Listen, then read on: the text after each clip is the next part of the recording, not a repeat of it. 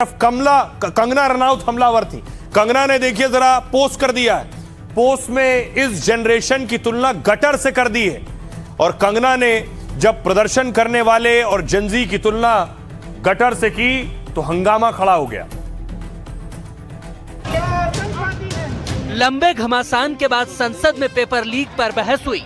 बड़े बड़े मंत्री और सांसदों ने छात्रों के भविष्य को लेकर इस मुद्दे पर बयानबाजी और वार पलटवार किए, लेकिन छात्रों के सवाल से ज्यादा गर्म चर्चा गौमूत्र और गटर वाले बयान पर होने लगी। प्रियंका गांधी ने गौमूत्र वाला आरोप लगाकर नया बवाल शुरू कर दिया, तो बीजेपी की सांसद कंगना ने चर्चा से पहले ही गटर वाला तीर चलाकर नया सियासी बवंडर खड़ा कर दिया। लेकिन इस तरह का जो इनका संवेदनहीन स्टेटमेंट है उसकी हम कठोर निंदा करते हैं। कंगना रनौत जी को अब उनके पार्टी वाले ही ज्यादा नहीं पूछते हैं, ज्यादा सीरियसली नहीं लेते हैं उनको। तो आइए अब आपको बताऊं कंगना रनौत ने आखिर कहा क्या है उनका गटर वाला बयान। कंगना रनौत कह रही है ये पीढ़ी जिम्मेदारी उठाए बिना बस आजादी का दिखावा करती है। मैं इन्हें गटर जनरेशन या गटर छाप कहती हूं। वो पढ़ाई लिखाई में बेकार, बदसूरत और भ्रष्ट होती हैं। यहां तक कि अपना घर भी नहीं संभाल सकती हैं। ड्रग्स लेने, शराब पीने और कई लोगों से संबंध बनाने को आजादी कहती हैं। गर्व से इसका दिखावा करती हैं। विरोध के नाम पर इस्तेमाल इनकी भाषा पर घिन आती है। इन्हें जन्म कौन दे रहा है और कौन इन्हें पाल पोस रहा है। सीजेपी के प्रवक्ता सौरभ दास ने कहा कंगना रनौत को उनकी पार्टी वाले भी ज्यादा नहीं पूछते। कोई भी उन्हें गंभीरता से नहीं लेता है तो हम क्या लेंगे। उन्हें अपने पद की गरिमा और शब्दों को बनाकर रखना चाहिए। आपसे कई गुना ज्यादा जेनजी ने देश के लिए किया है। डिंपल यादव ने कहा दुख की बात है कि ऐसा बयान एक ऐसी महिला सांसद ने दिया है जो खुद फिल्म इंडस्ट्री से आती है और अच्छा काम किया है। हम उनके असंवेदनशील बयान की भी भारी निंदा करते हैं। रेणुका चौधरी कांग्रेस सांसद ने कहा जो गटर से निकल कर आते हैं उन्हें गटर का हाल पता होता है और वही लोग ऐसे दूसरे लोगों को पहचान सकते हैं। कंगना प्रतिभाशाली हैं, अपनी कला पर ध्यान दें। प्रदर्शनकारियों पर ऐसी भाषा का इस्तेमाल उन्हें शोभा नहीं देता है। सुनिए कंगना रनौत को, ये उन्होंने पोस्ट किया था और उसके बाद क्या कहा। हमारे 75 ईयर ओल्ड प्राइम मिनिस्टर हैं, उनकी दिवंगत माता जी को उनको इतनी गंदी गंदी भद्दी गालियां दे। हमने भी स्टूडेंट प्रोटेस्ट किए हैं। इतना हमें संकोच होता था, इतनी शर्मिंदगी होती थी कि हमें कैमरा में दिखाया जा रहा है, आगे एक स्टूडेंट को करके हम अपनी मांग रखते थे। कौन स्टूडेंट प्रोटेस्ट का हिस्सा नहीं बने। ये किस तरह के स्टूडेंट हैं और किस तरह की अश्लील बातें हैं, किस एंगल से ये लोग स्टूडेंट लगते हैं। आज इनके जो भी आगे चल के सुप्रीम कोर्ट के लॉयर्स होंगे या लॉयर्स होंगे, क्या इनके माँ बाप अफोर्ड कर पाएंगे। इनके खुद की तो हैसियत नहीं है अफोर्ड करने की। हम जानते हैं कि हमारा हिंदुस्तानी समाज कैसा है। उनकी बेटियां ऐसे इतनी गंदी गंदी भाषा में बात कर रही हैं, समाज में उनकी क्या इज्जत रह जाएगी और उनको किस तरह की विपरीत परिस्थितियों का सामना करना पड़ेगा। It's very sad कि such kind of statement is coming from a member of parliament who has worked in this industry, जो बहुत ही अच्छा काम करती है। लेकिन इस तरह का जो इनका संवेदनहीन स्टेटमेंट है उसकी हम कठोर निंदा करते हैं। कंगना रनौत जी को अब उनके पार्टी वाले ही ज्यादा नहीं पूछते हैं, ज्यादा सीरियसली नहीं लेते हैं उनको। तो हम लोग भी क्यों सीरियसली ले। मुझे नहीं लगता जेन जी में या जेन अल्फा में या कोई भी यंगर जनरेशन में उनको सीरियसली कोई लेता है या उनकी बात सुनता है। इस पे ज्यादा मैं कुछ बोलूंगा नहीं। शब्दावली सही नहीं है, शब्दावली संभाल लेना चाहिए। नेताओं को अपने पद का गरिमा भी बना के रखना चाहिए।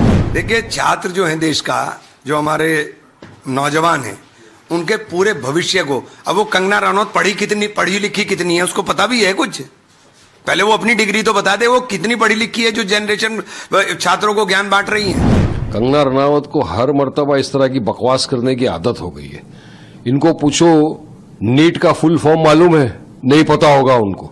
और आप जेनजी स्टूडेंट छात्र जो हमारे भारत का भविष्य है, उनके बारे में ऐसा बोल रहे हो। आप तो पढ़े लिखे नहीं हो, फिर क्यों इस तरह की बकवास करने का आपको।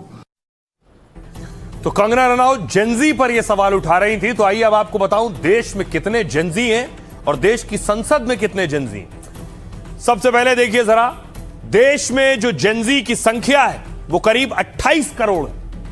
28 करोड़ जेनजी आबादी है, कम नहीं है। कुल आबादी देश में, कुल आबादी का 27% जेनजी है, यानी सबसे बड़ा वोट बैंक इस वक्त जेनजी। संसद में देखिए जेनजी 5 सांसद हैं, यानी संसद की स्थिति के हिसाब से 1% लोकसभा में और कौन कौन से सांसद हैं जेनजी? पुष्पेंद्र सरोज, उम्र 27 साल, कौशाम्बी से सपा के सांसद हैं। इसके अलावा अगला नाम है शांभवी चौधरी, 27 साल उम्र है, समस्तीपुर से एलजेपी सांसद है। अगला नाम है प्रिया सरोज, 27 साल की हैं, यूपी के मछली शहर से समाजवादी पार्टी की सांसद। और संजना जाटव, 28 साल उम्र, राजस्थान के भरतपुर से कांग्रेस सांसद हैं। सागर खंडरे, 28 साल है उम्र, कर्नाटक के बीदर से कांग्रेस सांसद हैं। तो ये जेनजी का हाल है जो संसद में है, कम संख्या है लेकिन देश में बड़ी संख्या है। प्रधानमंत्री ने जेनजी के आंदोलन के बाद एक टास्क फोर्स बनाई, लेकिन पीएम मोदी ने जो टास्क फोर्स बनाई उस टास्क फोर्स पर प्रियंका ने बड़ा हमला किया और सवाल उठाए। फ्रेंड्स, पेपर लीक ये कोई मामूली विषय नहीं है। फास्ट ट्रैक कोर्ट के लिए विभागों को निर्देश दिए थे। श्री नरेंद्र मोदी ने यह टास्क फोर्स बनाई। ये जो 6 तस्वीरें आप देख रहे हैं, जिसे आप देख रहे हैं, ये है वी कामाकोटी। जो ये 6 लोग हैं, इसमें वी कामाकोटी साहब जो देख रहे हैं, प्रियंका गांधी ने वी कामाकोटी पर सवाल उठाए। संसद में इन्हें गौमूत्र एक्सपर्ट बता दिया। देखिए, संसद में पेपर लीक संशोधन बिल पर चर्चा में खूब आरोप प्रत्यारोप हुए। इसी दौरान प्रियंका गांधी ने गौमूत्र एक्सपर्ट का भी जिक्र कर दिया।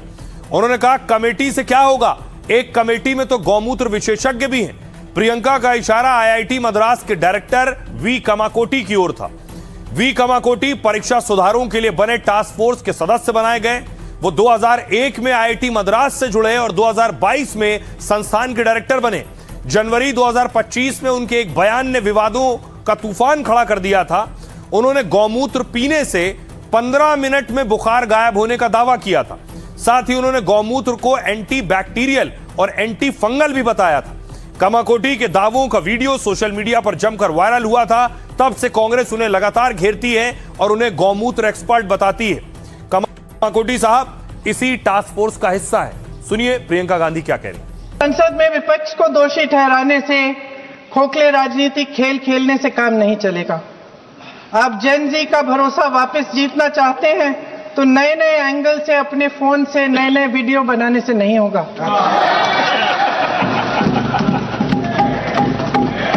प्रधानमंत्री जी को कैमरे का एंगल नहीं, दिल का एंगल बदलना पड़ेगा।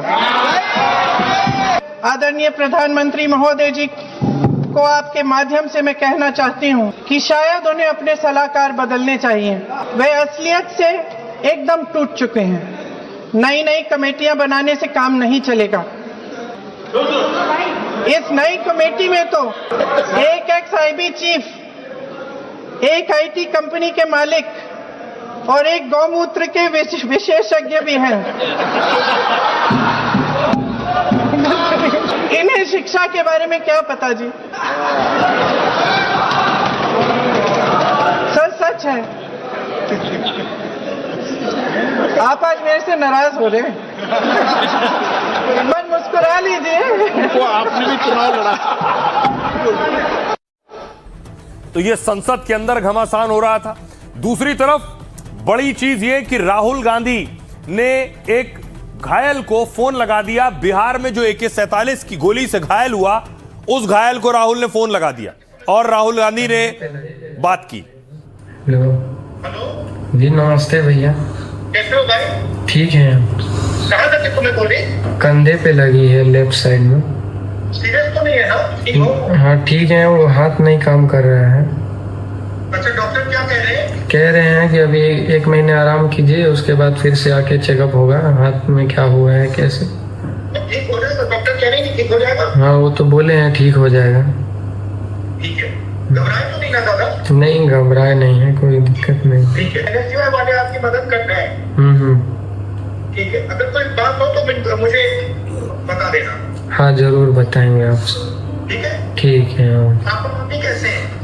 पापा मम्मी तो ठीक है, पापा ठीक है, मम्मी मेरी थोड़ी है नहीं, वो एक्सपायर हो गई है बहुत पहले ही, छोटे थे हम। और जो पापा घबराए तो नहीं ज्यादा? नहीं घबराए नहीं है, वो उनसे बात हो गया है। भाई बहन कैसे हैं? भाई बहन तो मेरे नहीं हैं, हम अकेले ही हैं अपने मम्मी के। अच्छा। और तो मेरे मेरा आप सबको प्यार है। हाँ भैया। और घबराना नहीं है आपको? नहीं बिल्कुल नहीं घबराए। हाँ हम बिल्कुल नहीं घबराए। शाबाश। नमस्ते नमस्ते। थैंक यू भैया, थैंक यू भैया। तो राहुल गांधी ने घायल को फोन लगाया जो प्रदर्शन कर रहा था। दूसरी तरफ दिल्ली में जो प्रदर्शन कर रहे थे उनसे जुड़ी चौंकाने वाली तस्वीर सामने आई। दावा यह है कि दिल्ली में प्रदर्शन करने वालों में 100 से ज्यादा हत्या के आरोपी शामिल थे। कल मैंने आपको बताया था कि 2800 उसमें अपराधी थे। इन 2800 में 100 से ज्यादा हत्या के आरोपी थे। जंतर मंतर पर रोज नए खुलासे हो रहे हैं। पैलेट गन से जुड़ा क्या खुलासा हुआ? पैलेट गन के इस्तेमाल को लेकर विवाद लगातार बढ़ता जा रहा। दावा किया गया है कि इसका इस्तेमाल कनॉट प्लेस इलाके में हुआ। पैलेट गन के इस्तेमाल को लेकर सीआरपीएफ की जांच चल रही है। इस बीच पुलिस की डायरी सामने आई। डायरी एंट्री से नया खुलासा हुआ। 20 जुलाई को इस्तेमाल की डायरी एंट्री 22 जुलाई को की गई एंट्री, यानी जो डायरी 20 जुलाई वाली थी 22 जुलाई को उसमें एंट्री की गई। इसमें एंटी राइट गन यानी एआरजी के इस्तेमाल की बात मानी गई है। लिखा है इसके इस्तेमाल के निर्देश किसी और ने नहीं, डीसीपी रैंक के अधिकारी ने दिए थे। यह भी लिखा है कि आरएएफ ने एंटी राइट गन का इस्तेमाल 2 बार किया है। सूत्रों के अनुसार जंतर मंतर इलाके में आरएएफ की एक कंपनी तैनात थी। कंपनी की तैनाती डीसीपी के साथ कानून व्यवस्था संभालने के लिए थी और इसी दौरान डीसीपी ने प्रदर्शनकारियों पर बल प्रयोग का निर्देश दिया। रिकॉर्ड के मुताबिक आरएएफ ने 55 नॉन इलेक्ट्रिक शेल का इस्तेमाल किया। साथ ही 15 electric shell, 5 tear smoke grenade भी इस्तेमाल किए गए और इसी दिन वहां तैनात आरएएफ ने एंटी राइट गन से 2 राउंड फायर किए। बताया जा रहा है कि एंटी राइट गन से प्लास्टिक पैलेट इस्तेमाल हुए हैं। भीड़ काबू में करने के लिए एंटी राइट गन को कम घातक माना जाता है। इस बीच पुलिस ने दावा किया है कि प्रदर्शन के दौरान हत्या आरोपी भी थे। बड़ी बात, दिल्ली पुलिस का दावा है प्रदर्शन में 101 हत्या के आरोपी शामिल थे। प्रदर्शन में आए 2873 लोगों का क्रिमिनल रिकॉर्ड मिला है। पुलिस ने अपराधियों की पहचान एफआरएस और अन्य तकनीकी माध्यमों से की है। सुनिए इस पर सियासतदान क्या कह रहे हैं। हमने देखा आपने किस प्रकार से पैलेट गन का इस्तेमाल किया। हमने देखा किस प्रकार से आपने इलेक्ट्रिक बेटन का इस्तेमाल किया। हमने वो भी नजारा भी देखा कि किस प्रकार से एक पुलिस कर्मचारी ने एक लड़की के गाल पर थप्पड़ मारा, वो एसीपी भी। कि किसने आदेश दिया, वो आदेश कहां से आया कि पैलेट गन का इस्तेमाल हो? किसने आदेश दिया? किसने आदेश दिया कि आंसू गैस का इस्तेमाल हो? किसने आदेश दिया कि लाठी पैरों पे नहीं लाठी सर पे पड़नी चाहिए? किसने वो आदेश दिया? कि छात्रों का आंदोलन के बाद सरकार उनका बात सुन के पार्लियामेंट में बिल लेके आता है, ये अच्छा है। या जो आंदोलन होता है तो उसको कुचलने के लिए देश में इमरजेंसी लगा देता है, वो अच्छा आप बता दीजिए। मैं इमरजेंसी को तो नहीं देखा हूं, लेकिन इमरजेंसी में क्या क्या हुआ है वो अभी दिल्ली की राजधानी में भी देखने को मिल गया है। आंसू के गैस के गोले और लकड़ी में लगा हुआ कुछ कील का और कांटे की चीजें, उस समय करंट नहीं लगाया जाता था, इस बार करंट लगाया गया। तो ये इमरजेंसी के बराबर ही हुआ है हमला, कम नहीं है। इमरजेंसी से कम अन्याय नहीं कर रहे हैं आप लोग।